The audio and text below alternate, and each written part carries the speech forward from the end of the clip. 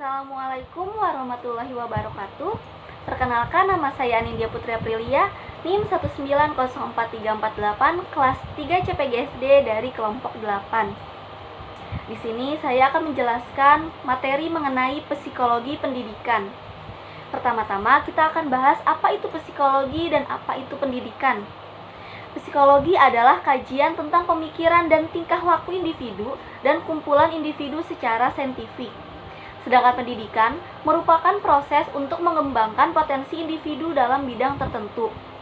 Jadi, psikologi pendidikan ialah mengaplikasikan pengetahuan psikologi ke dalam situasi pendidikan. Selanjutnya, kita akan bahas mengenai ruang lingkup psikologi pendidikan. Yang pertama adalah belajar, kedua proses belajar, dan ketiga situasi belajar. Kita akan bahas mengenai belajar terlebih dahulu. Belajar sendiri merupakan kegiatan yang berproses dan merupakan unsur yang sangat fundamental dalam penyelenggaraan setiap jenis dan jenjang pendidikan. Menurut Skinner dalam Muhibinsyah, belajar merupakan suatu proses adaptasi atau penyesuaian tingkah laku yang berlangsung secara progresif. Ini berarti bahwa berhasil atau gagalnya pencapaian tujuan pendidikan itu amat bergantung pada proses belajar yang dialami siswa, baik ketika siswa berada di lingkungan sekolah, di lingkungan rumah, maupun di lingkungan keluarganya sendiri. Sekian penjelasan dari saya, kurang lebihnya mohon maaf. Wassalamualaikum warahmatullahi wabarakatuh. Selanjutnya, saya Nika Triana dengan NIM 1909737 akan menjelaskan mengenai teori belajar. Yang pertama ada teori koneksionisme. Teori ini dikembangkan oleh Edward and Thorndike tahun 1874 sampai 1949 berdasarkan hasil eksperimen yang ia lakukan pada tahun 1980-an. Prinsip utama pada teori ini adalah belajar merupakan suatu kegiatan yang membentuk asosiasi atau koneksi antara kesan dengan panca indera. Misalnya, jika ada anak yang merasa senang atau tertarik pada kegiatan jahit-menjahit, maka ia akan cenderung mengerjakannya. Apabila ini dilaksanakan, maka si anak akan merasa senang dan kegiatan belajar jahit-menjahit pun akan membuahkan prestasi yang membanggakan. Kesimpulan dari eksperimen ini adalah bahwa belajar berhubungan dengan stimulus dan respon. Teori yang kedua adalah teori pembiasaan klasik. Teori ini berkembang berdasarkan hasil eksperimen yang dilakukan oleh Ivan Pavlov pada tahun 1849 sampai 1936. Eksperimen yang dilakukannya adalah eksperimen anjing.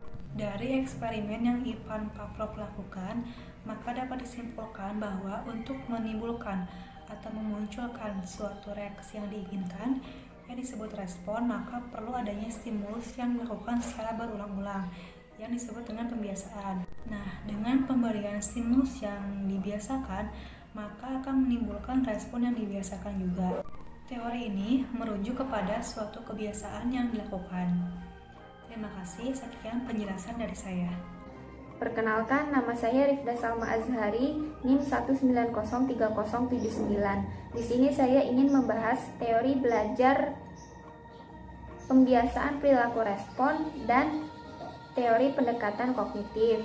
Teori pembiasaan perilaku respon atau yang disebut dengan operant conditioning ini dikemukakan oleh Bruce Frederick Skinner yang lahir pada tahun 1904. Skinner adalah penganut paham behaviorisme yang dianggap sudah kontroversial. Respon dalam operant conditioning ini terjadi tanpa didahului oleh stimulus, melainkan efek dari reinforcer. Reinforcer yang sesungguhnya adalah stimulus yang meningkatkan kemungkinan timbulnya sejumlah respon tertentu. Dalam eksperimen Skinner menggunakan seekor tikus yang ditaruh di sebuah peti yang dikenal sebagai Skinner box. Dalam eksperimennya, awal mulanya tikus tersebut berlari-lari ke sana kemari, mencium benda-benda yang di sekitarnya, dan mencakar-cakar benda-benda yang ada di sekitarnya. Aksi-aksi tersebutlah yang disebut dengan emulated behavior atau yang disebut tingkah laku yang terpancar. dari organisme tanpa memperdulikan stimulus tertentu. Kemudian pada gilirannya, secara kebetulan salah satu emitative behavior seperti cakaran kaki depan atau sentuhan mulutnya dapat menekan pengungkit. Tekanan pengungkit inilah yang mengakibatkan munculnya butir-butir makanan ke dalam wadahnya. Butir-butir makanan inilah yang merupakan reinforcer pada penekanan pengungkit. Penekanan pengungkit inilah yang disebut tingkah laku operan atau respon yang membawa efek sama terhadap lingkungan. Jelas sekali bahwa eksperimen Skinner di atas mirip sekali dengan trial and error learning yang ditemukan oleh Thorndike. Dalam hal ini, fenomena tingkah laku belajar menurut Thorndike selalu melibatkan stratification atau kepuasan, sedangkan menurut Skinner, fenomena tersebut melibatkan reinforcement atau penguatan. Dengan demikian, baik belajar dalam teori S.R. maupun dalam teori operant conditioning langsung atau tidak, keduanya mengakui arti penting law of effect. Yang keempat, teori pendekatan kognitif. Teori psikologi kognitif merupakan bagian terpenting dari sains kognitif yang telah memberikan kontribusi yang sangat berarti bagi perkembangan psikologi pendidikan. Sains kognitif merupakan himpunan disiplin yang terdiri dari psikologi kognitif, ilmu-ilmu komputer, intelijensi buatan, linguistik, matematika, psikologi syaraf, dan epistemologi. Pendekatan psikologi kognitif lebih menekankan arti proses internal, artinya lebih ke mental manusia. Menurut para ahli kognitif, tingkah laku manusia yang terlihat tidak dapat diukur dan diterangkan tanpa melibatkan proses mental seperti motivasi kesengajaan, keyakinan, dan sebagainya. Dari penjelasan di atas, jelas bahwa perilaku belajar bukan antara ikatan SR ribbon, artinya ikatan antara stimulus dan respon, melainkan lebih banyak melibatkan proses kognitif. Ya, selanjutnya saya Sinta Nadia Wardani, NIM 1900499 akan memaparkan mengenai kelemahan teori belajar. Jadi, teori belajar sendiri juga memiliki kelemahan ya. Yang pertama, teori belajar menganggap bahwa proses belajar itu dapat diamati secara langsung.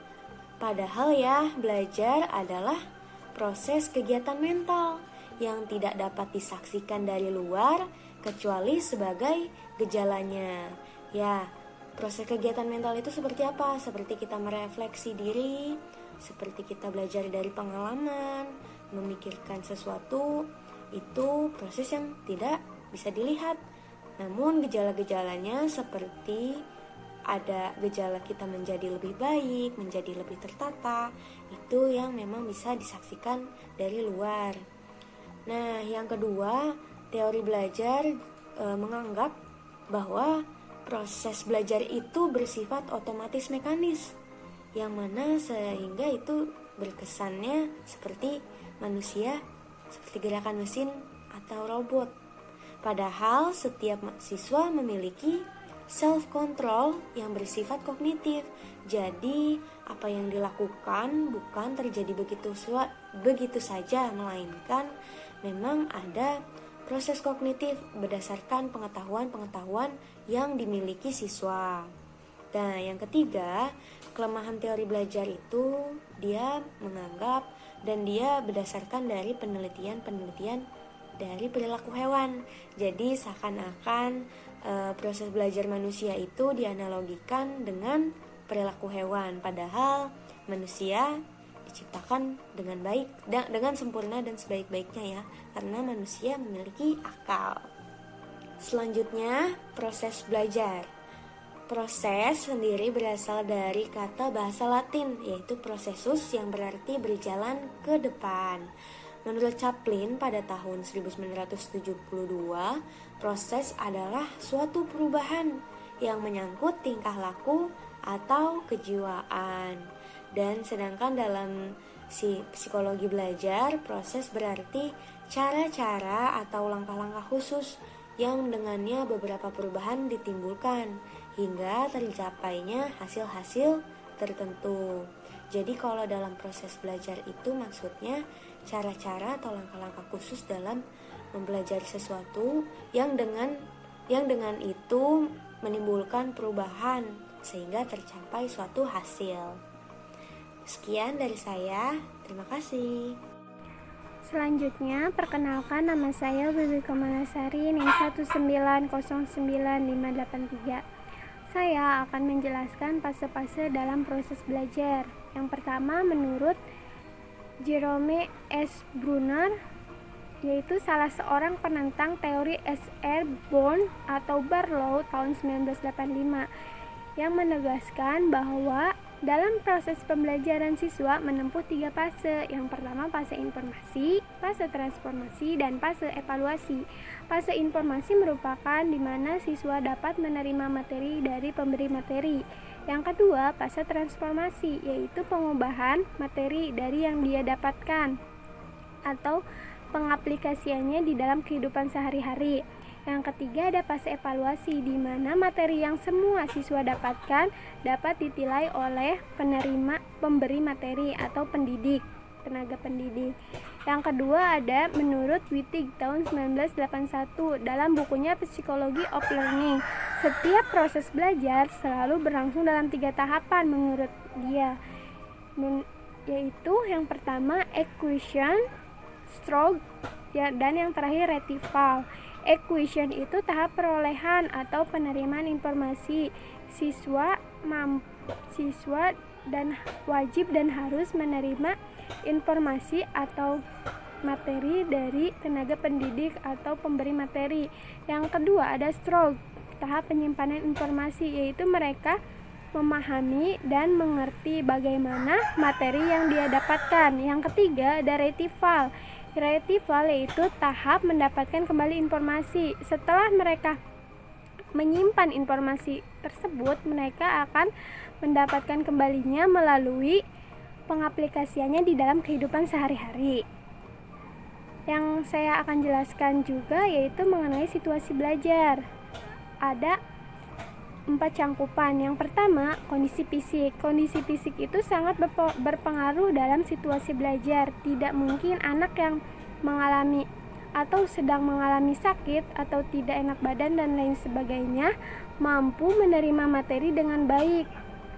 Karena dalam situasi belajar kondisi fisik itu sangat berperan penting. Yang kedua, ada kondisi sosial atau emosional. Mereka tidak mungkin belajar dengan baik kalau mereka memiliki kondisi sosial atau emosional yang sangat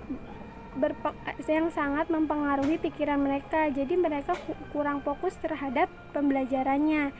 Yang ketiga ada kondisi organisasional, yaitu di mana siswa mengalami masalah dalam kelompoknya.